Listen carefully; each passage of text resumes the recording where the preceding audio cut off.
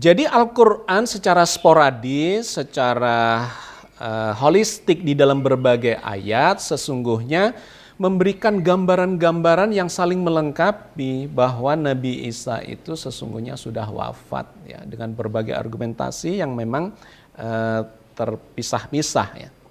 Tetapi ini memberikan dukungan kepada ayat utama yang kemarin kita bahas di episode yang sebelumnya.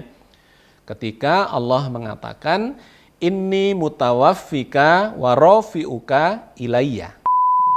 Ringkas kata, maka Nabi Isa tidak turun di akhir zaman karena beliau sudah wafat, melainkan justru diturunkan, dihidupkan kembali bersama dengan kita semua setelah hari kiamat, yaitu di hari kebangkitan untuk menjadi saksi bagi umatnya. Assalamualaikum warahmatullahi wabarakatuh. Alhamdulillah wassalatu wassalamu ala Rasulillah la haula wala quwata illa billah. Bersyukur kepada Allah, kita berjumpa lagi dalam kajian Cangkir Tasawuf Modern. Sebuah kajian yang mengangkat masalah-masalah kontroversial di dalam proses beragama kita, di mana banyak hal-hal di kalangan umat ini perbedaan-perbedaan pendapat. Pada hal-hal yang sudah sama pendapatnya, saya kira kita tidak perlu lagi mendiskusikan dan mengkaji itu. Justru di wilayah-wilayah yang sedang terjadi perbedaan pendapat itu, khilafiyah atau kontroversi, maka kita perlu melakukan kajian-kajian.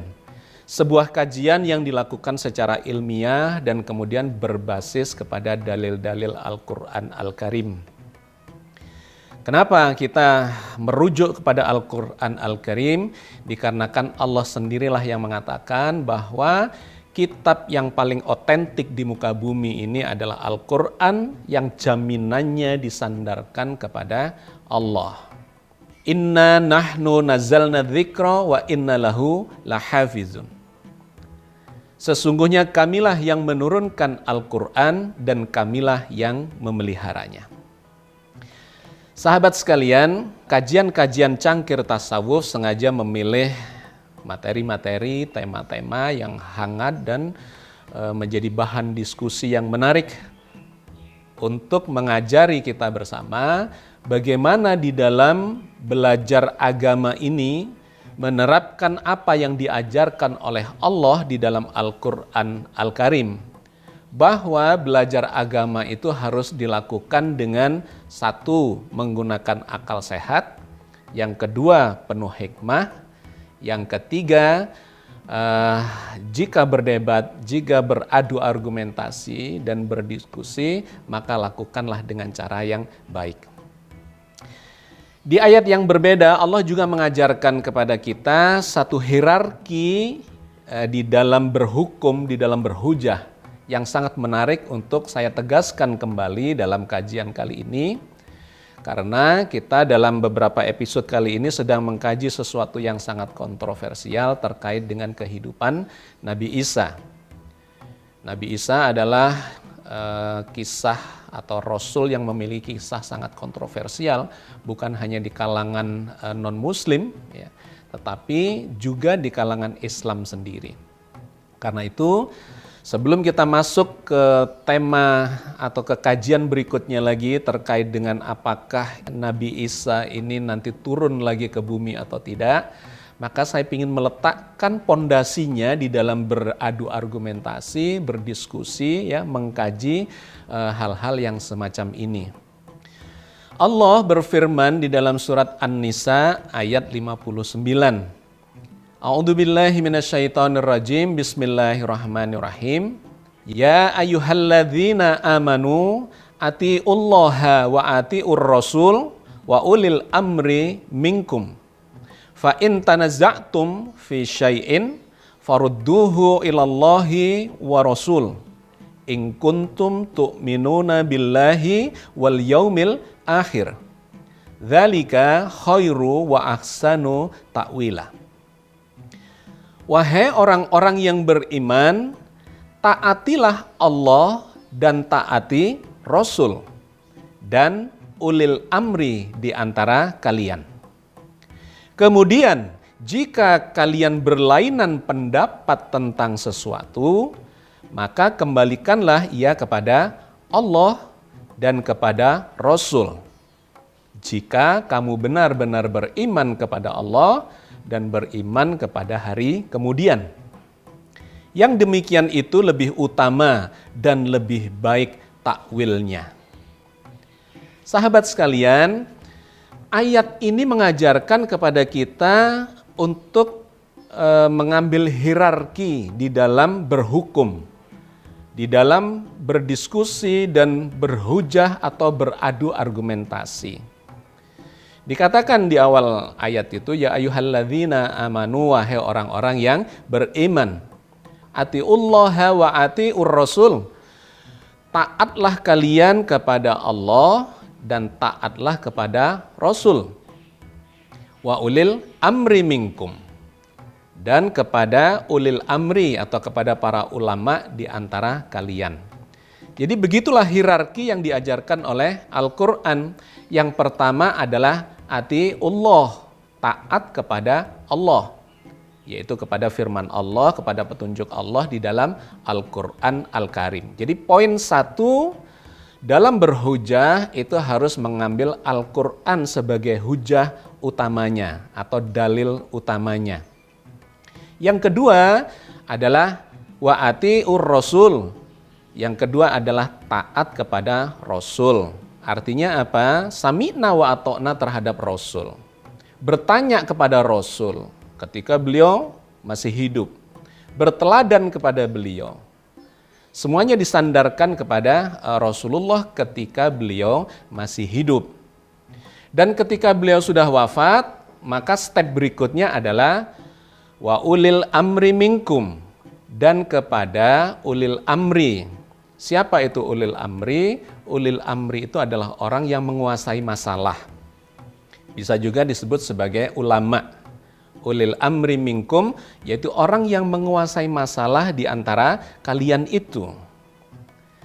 Jadi kepada Allah mutlak, kepada Nabi mutlak ketika beliau masih hidup, dan ketika beliau sudah wafat kita tidak bisa lagi bertanya kepada beliau, maka kita bersandarnya kepada ulil amri di mana mereka menguasai masalah di bidang masing-masing. Karena ulama itu memiliki fak masing-masing. Ada ulama di bidang bahasa, ada ulama di bidang astronomi, ada ulama di bidang ekonomi, di bidang politik, ya, di bidang kedokteran, di bidang segala macam. Ulil amri dalam kehidupan kita ini. Nah, yang menarik adalah kemudian Allah melanjutkan dalam kalimat berikutnya, fa in tanaza'tum fi syai'in, maka jika kalian berlainan pendapat dalam sesuatu, ya, artinya ini cerita terkait dengan ulil amri tadi. Karena kalau Rasulullah masih hidup, kita berbeda pendapat itu langsung bertanya kepada Nabi. Langsung datang kepada beliau, akan dijawab begini maksudnya. Tetapi ketika beliau sudah wafat, maka yang ada adalah ulama atau ulil amri. Nah, disinilah kemungkinan terjadi perbedaan pendapat. Tidak bisa mengklaim lagi bahwa ulama A lebih baik dari ulama B, lebih baik dari ulama C. Tidak ada lagi. Oleh Al-Quran diratakan yang disebut ulil amri itu. Fa in tanaza'tum fi syai'in, maka jika terjadi perbedaan ya di antara kalian, farudduhu ilallah wa rasul. Kembalikanlah kepada Allah dan Rasul. Allah terus ada bersama kita dengan warisan Al-Quran yang keotentikannya sudah dijamin oleh Allah sendiri. Sedangkan Rasul bisa wafat, dan hari ini zaman di era kita ini beliau sudah wafat. Maka artinya kembalikanlah rujukan utamanya itu kepada Al-Quran. Kalau Rasulullah masih ada, kita bisa bertanya kepada beliau. Tetapi ketika beliau sudah wafat, maka kita bersandar kepada ulil amri. Tetapi ketika ulil amri itu berbeda pendapat, maka rujukannya yang otentik itu harus kembali kepada Al-Quran. In kuntum tu'minuna billahi wal yaumil akhir. Jika kalian beriman kepada Allah dan hari akhir. Nah, dalam kalimat ini yang ada adalah Allah dan hari akhir. Artinya apa? Jika terjadi perbedaan di antara kita, di antara para ulama, ulil amri di masing-masing bidang itu, dan kita sudah tidak bisa bertanya kepada Rasul, bahkan para ulama itu sudah menggunakan hujah ya, masing-masing, yang merujuk kepada sunnah Nabi, kepada hadis-hadis yang diambil oleh masing-masing ulama, dan itu bisa berbeda-beda, sehingga terjadi mazhab-mazhab, terjadi aliran dan sebagainya. Maka kata Al-Quran, kembalikan kepada Allah. In kuntum tu'minuna billahi wal yaumil akhir. Jika kalian beriman kepada Allah dan kepada hari akhir. Beriman kepada Allah itu artinya tetaplah berpegang kepada Al-Quran. Sedangkan kepada hari akhir artinya apa? Ingat, kalian akan dimintai pertanggungjawaban, nanti akan diadili. Nah, kemudian dilanjutkan lagi dalam kalimat berikutnya, dzalika khairu wa ahsanu ta'wila. Yang demikian itu adalah lebih utama dan lebih baik takwilnya. Jadi ayat ini menarik karena menutupnya dengan mengatakan bahwa takwil yang baik itu, pemahaman yang baik terhadap petunjuk Allah, itu adalah mengikuti hierarki yang seperti dijelaskan oleh ayat ini. Itulah yang sebaik-baik takwil. 1 kepada Allah, 2 kepada Rasul ketika beliau masih hidup, dan 3 ketika beliau sudah wafat, maka kita merujuk kepada pendapat ulama atau ulil amri. Dan ketika masih terjadi perbedaan pendapat, maka rujuklah kepada Al-Quran. Kalau masih juga ada perbedaan pendapat, maka ingat, setiap kita akan mempertanggungjawabkan apa yang menjadi hujah kita, menjadi argumentasi kita itu di hari pengadilan kelak. Yang demikian ini, kata Al-Quran, adalah takwil yang sebaik-baiknya untuk kita ambil, kita lakukan sebagai mekanisme untuk berhujah yang kuat, yang bisa dipertanggungjawabkan. Sahabat sekalian, maka dengan berlandaskan ini, bermodal ini, kita melakukan kajian lebih lanjut tentang hal-hal yang kontroversi di antara kita. Di antaranya adalah, benarkah Nabi Isa itu akan turun ke bumi? Ya, sebelumnya kita sudah membahas beberapa kontroversi beliau, mulai dari kelahirannya, mukjizatnya, wafatnya. Sebagian dari kita berpendapat beliau itu belum wafat, diangkat ke langit, dan satu ketika akan turun kembali ke bumi. Oke. Kita akan mengambil sejumlah ayat untuk memperjelas, mengklarifikasi masalah ini dengan mengikuti kaidah yang tadi sudah saya sampaikan di depan berdasarkan surat An-Nisa ayat 59. Sahabat sekalian, saya ingin menegaskan, memberikan garis bawah, ya, garis tebal sedikit terkait dengan apa yang sudah kita bahas di episode sebelumnya tentang wafatnya Nabi Isa. Karena ini ada kaitannya dengan nanti apakah beliau akan turun apa tidak.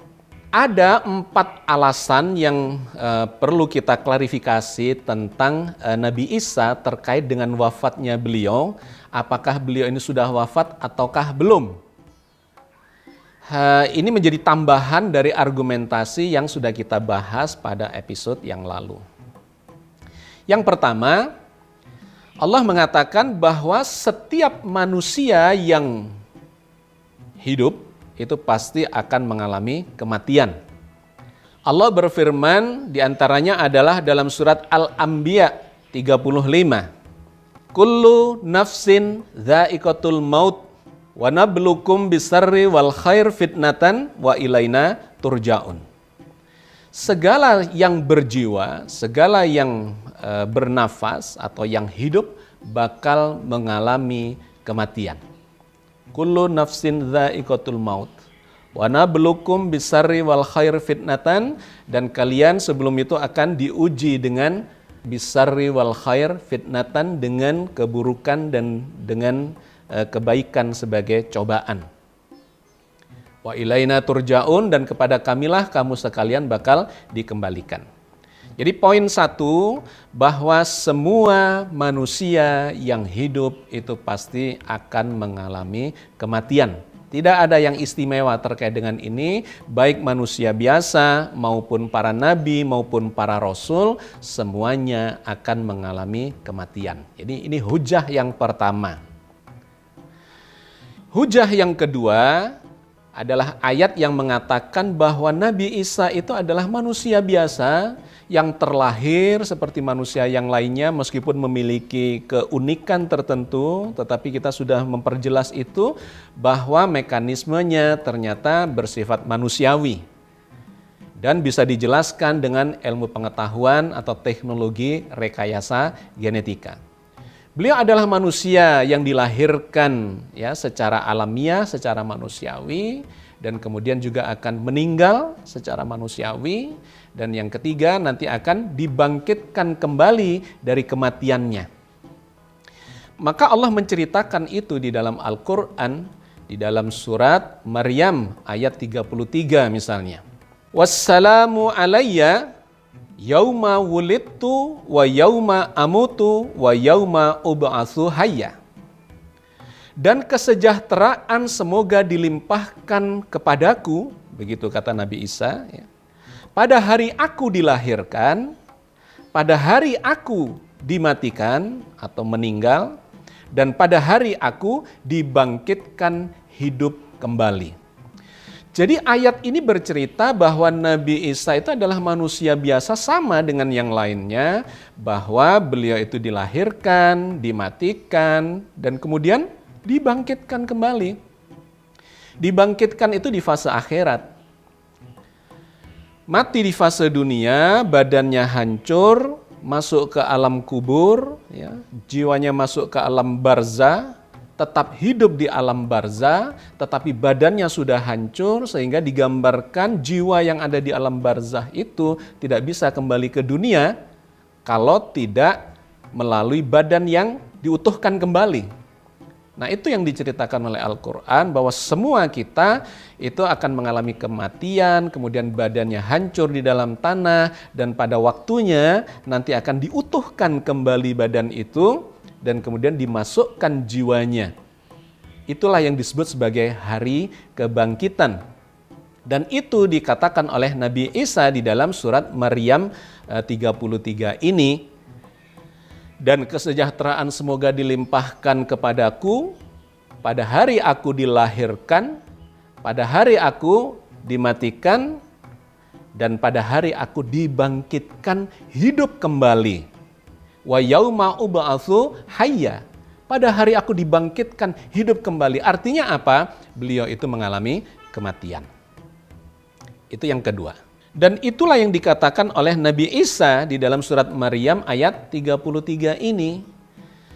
Nah, menariknya di ayat berikutnya dalam surat Maryam ayat 34 ini kemudian ditegaskan, ya.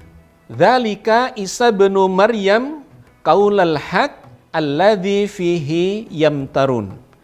Itulah Isa putra Maryam yang mengatakan perkataan yang benar yang mereka berbantah-bantahan tentang kebenarannya. Jadi memang Al-Quran sendiri sudah memposisikan dan menceritakan atau menginformasikan bahwa meskipun Nabi Isa berkata benar seperti itu, tetapi terjadi kontroversi di kalangan pengikutnya, di kalangan generasi-generasi sesudahnya. Dialah Isa putra Maryam yang berkata benar, tetapi orang-orang memperdebatkan kebenaran dari perkataannya itu. Argumentasi yang ketiga untuk menegaskan tentang wafatnya Nabi Isa ini difirmankan oleh Allah di dalam surat Ali Imran ayat 144. Di mana Allah bercerita tentang Nabi Muhammad sebenarnya, tetapi sambil menyindir atau menyinggung nabi-nabi yang sebelumnya. Dikatakan dalam ayat itu, wa ma Muhammadun illa rasul qad khalat min qablihir rusul afa immata au qutila anqalabtum ala aqabikum.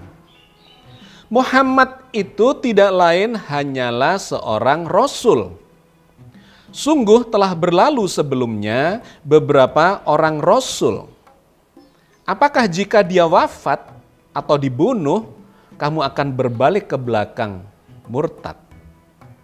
Sahabat sekalian, Allah bercerita tentang Nabi Muhammad yang akan wafat, padahal waktu itu belum wafat. Nabi Muhammad belum wafat, ini cerita terkait tentang perang Uhud, di mana Nabi dirumorkan terbunuh di dalam perang Uhud itu. Tetapi kemudian turunlah klarifikasi dari Allah berupa ayat ini, bahwa Nabi Muhammad itu adalah seorang rasul. Dan sudah berlalu sebelum beliau itu rasul-rasul yang lain. Ya, maksudnya dikatakan di situ, qad khalat min qablihi rusul, itu menegaskan bahwa telah lewat, passed away. Ya, dalam bahasa Inggris mungkin akan lebih tergambar, passed away itu berlalu tapi ya sudah wafat, sudah selesai, sudah lewat begitu. Sudah selesai, sudah lewat, sudah wafat beberapa orang rasul sebelum beliau. Maka jika beliau itu terbunuh, fa immata au kutila, ataupun terbunuh, apakah kalian mau surut ke belakang ataukah mau murtad begitu. Nah, menariknya ayat yang turun sebelum wafat ini kemudian satu ketika dibacakan oleh Abu Bakar As-Siddiq ketika Nabi Muhammad benar-benar wafat. Di mana waktu itu Umar bin Khattab itu marah besar ketika ada seorang sahabat atau beberapa sahabat mengatakan bahwa Nabi Muhammad itu wafat. Umar bin Khattab tidak bisa menerima kabar itu, sehingga beliau marah besar dan mengancam siapa saja yang mengatakan Nabi Muhammad wafat itu, beliau akan memukulnya atau bahkan akan menikam dengan pedangnya. Maka keluarlah Abu Bakar As-Siddiq. Abu Bakar orang yang tenang, ya, orang yang sangat dekat dengan Rasulullah, dan beliau sudah melihat bahwa Rasulullah memang sudah wafat. Maka beliau mendekati Umar bin Khattab dan kemudian membacakan ayat ini, bahwa Muhammad itu adalah seorang Rasul. Ya. Wa ma Muhammadun illa Rasul, bahwa Nabi Muhammad itu adalah seorang Rasul. Qad khalat min qablihir rusul, sungguh telah berlalu sebelum beliau para Rasul yang juga wafat. Afa immata au kutila, apakah jika beliau itu wafat atau terbunuh, anqalabtum ala aqabikum, kalian akan mundur ke belakang alias murtad. Yang menarik, Allah berfirman di ayat yang berbeda dengan kalimat yang kurang lebih sama terkait dengan Nabi Isa, bahwa Nabi Isa itu juga seorang rasul dan telah lewat rasul-rasul sebelumnya. Di dalam surat Al-Maidah ayat 75 Allah berfirman, Ma al-Masihu ibnu Maryama illa rasul qad khalat min qablihir rusul wa ummuhu siddiqah.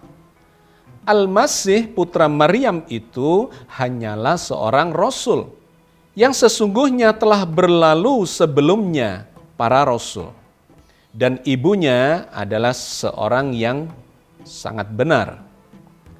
Sahabat sekalian, ayat ini menarik karena memberikan konteks yang kurang lebih sama dengan apa yang terjadi pada Nabi Muhammad. Bahwa di ayat yang berbeda Allah mengatakan, wa ma Muhammadun illa rasul, dan tidaklah Muhammad itu kecuali seorang rasul, artinya manusia biasa yang diutus oleh Allah. Qad khalat min qablihir rusul, sungguh telah lewat, telah berlalu, ya, para rasul sudah wafat sebelum beliau di masa-masa yang lalu. Nah, itu dikatakan juga, digunakan juga kalimat seperti itu pada Nabi Isa. Bahwa Nabi Isa itu adalah juga seorang rasul, manusia biasa, utusan Allah. Qad khalat min qablihir rusul, persis sama, telah lewat, telah berlalu, telah wafat para rasul-rasul yang sebelumnya. Dan kemudian ditambahkan bahwa wa ummuhu siddiqah, bahwa ibu beliau adalah orang yang sangat benar, ya, seorang wanita yang sangat benar, tidak berdusta. Sahabat sekalian, jadi Al-Quran secara sporadis, secara holistik di dalam berbagai ayat sesungguhnya memberikan gambaran-gambaran yang saling melengkapi bahwa Nabi Isa itu sesungguhnya sudah wafat, ya, dengan berbagai argumentasi yang memang terpisah-pisah, ya. Tetapi ini memberikan dukungan kepada ayat utama yang kemarin kita bahas di episode yang sebelumnya, ketika Allah mengatakan inni mutawaffika wa rafi'uka ilayya. Jadi di surat Ali Imran ayat 55 waktu itu, ya, yang kita bahas. Idza qalallahu ya Isa inni mutawaffika wa rafi'uka ilayya. Ingatlah ketika Allah berfirman, wahai Isa, inni mutawaffika wa rafi'uka ilayya. Sesungguhnya aku akan mewafatkanmu dan mengangkatmu kepadaku. Jadi kalau ini kita kumpulkan seluruh ayat-ayat yang kita bahas di episode yang lalu maupun episode yang sekarang, itu memberikan gambaran yang lebih tegas lagi, semakin tegas lagi bahwa para rasul adalah manusia biasa. Mereka dikenai proses kelahiran, proses kematian, dan proses kebangkitan. Itu terjadi pada siapapun, ya. Yang sudah berlalu katanya qad khalat qablihir rusul, para rasul-rasul yang sudah berlalu itu semuanya sudah wafat kembali kepada Allah. Sehingga kata warafi'uka diangkat kepadanya itu lebih bersifat kejiwaan daripada bersifat badaniyah. Ya. Bersifat kejiwaan atau bersifat kualitatif terhadap rofa'a darajah, misalnya mengangkat derajatnya seperti yang kita bahas di episode yang lalu. Atau warafi'uka berarti mengangkat jiwanya kepada Allah dalam kehidupan di alam barzah, gitu. Kehidupan alam barzah, karena memang orang-orang yang mati sesungguhnya tidak mati, melainkan tetap hidup di sisi Allah. Nah gitu, mereka mendapatkan rezeki. Itu diceritakan oleh Allah di ayat-ayat yang berbeda tentang kehidupan setelah kematian. Nah kemudian ada kawan kita yang masih memberikan sanggahan argumentasi bahwa sebetulnya Nabi Isa itu cuma ditidurkan saja, tidak diwafatkan atau diangkat badannya ke langit. Dengan merujuk kepada misalnya peristiwa Ashabul Kahfi. Ashabul Kahfi itu adalah cerita tentang ada beberapa pemuda yang ditidurkan oleh Allah di dalam goa selama 300 tahun. Artinya kawan-kawan kita mau menunjukkan bahwa Al-Quran pun bercerita tentang keberadaan orang yang bisa hidup bertahan selama ratusan tahun. Tetapi konteksnya ternyata berbeda. Karena di dalam cerita tentang Ashabul Kahfi itu diceritakan bahwa badannya itu masih ada di situ. Badannya masih ada di dalam goa itu, ya. Diceritakan dalam beberapa rentetan ayat di surat Al-Kahfi.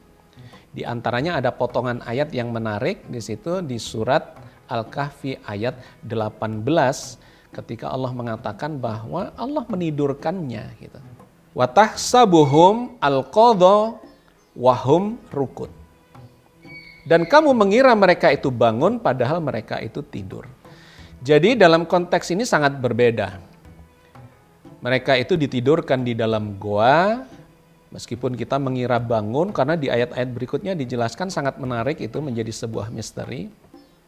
Tubuh mereka dibolak-balikkan ke kanan dan ke kiri, yang kamu kalau waktu itu melihatnya kamu akan lari ketakutan.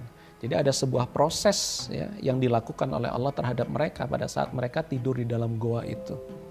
Ini kapan-kapan akan kita kaji, ya, bahwa ada satu pendekatan ilmiah yang memungkinkan badan itu bisa memiliki atau bahkan materi itu bisa memiliki waktu yang panjang, ya, relativitas waktu. Tapi ini konteksnya berbeda dengan Nabi Isa yang dikatakan inni mutawaffika wa rafi'uka.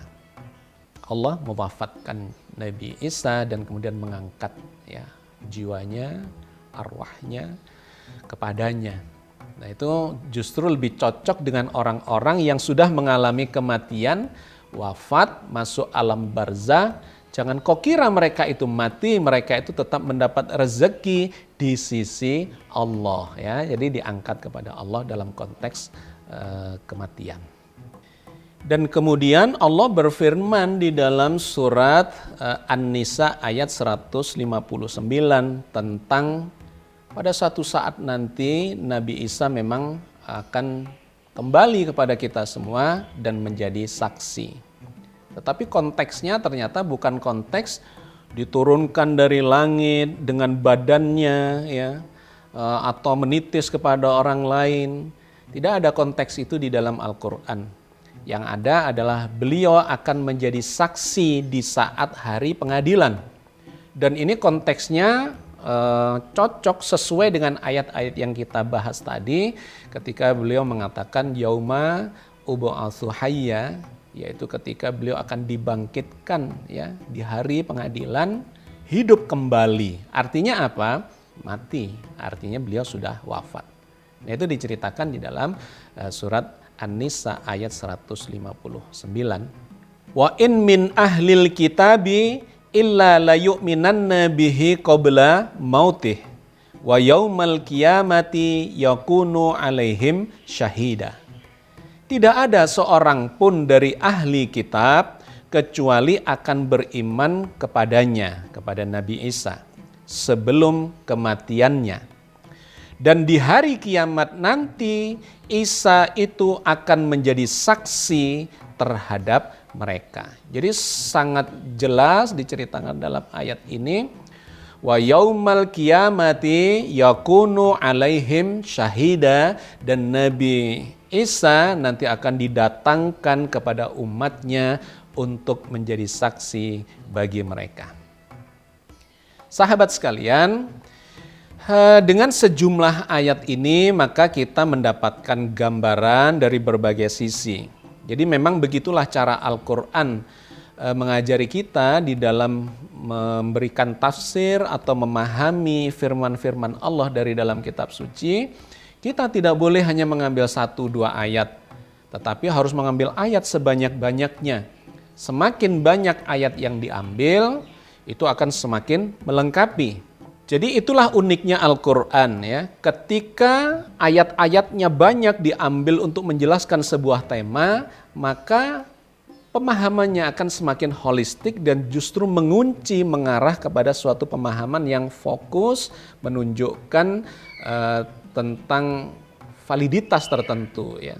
Maka sahabat sekalian, dari sekian banyak ayat yang telah kita bahas ini, saya semakin memperoleh kesimpulan ya, dan kita semua mendapatkan kesimpulan yang semakin holistik bahwa sesungguhnya Nabi Isa itu memang adalah manusia biasa yang lahir secara alamiah meskipun dengan cara yang berbeda, yang kemudian punya mukjizat, yang mukjizatnya itu ternyata sebagiannya sudah mulai bisa diturut secara sains dan teknologi. Kemudian beliau wafat ya, sebagaimana manusia biasanya juga mengalami kematian. Dan yang keempat, beliau akan dibangkitkan pada hari pengadilan nanti untuk menjadi saksi. Ringkas kata, maka Nabi Isa tidak turun di akhir zaman karena beliau sudah wafat, melainkan justru diturunkan, dihidupkan kembali bersama dengan kita semua setelah hari kiamat, yaitu di hari kebangkitan untuk menjadi saksi bagi umatnya. Sebagaimana Nabi Muhammad juga menjadi saksi bagi umatnya. Dan juga sebagaimana para rasul-rasul yang lain akan menjadi saksi bagi umatnya masing-masing. Mudah-mudahan sedikit yang saya bahas ini memberikan klarifikasi yang cukup baik kepada kita semua bahwa Al-Quran yang dipahami dengan baik secara holistik dan menggunakan pendekatan-pendekatan yang saintifik, logis, rasional, empirik, analitik, itu akan menghasilkan pemahaman yang lebih baik dan solid ya, menjadi hujah yang kuat Itulah yang digambarkan oleh Al-Quran sebagai wa ma yadzakkaru illa ulul albab. Dan tidak bisa mengambil pelajaran dari dalam Al-Quran kecuali orang-orang yang menggunakan akalnya. Assalamualaikum warahmatullahi wabarakatuh.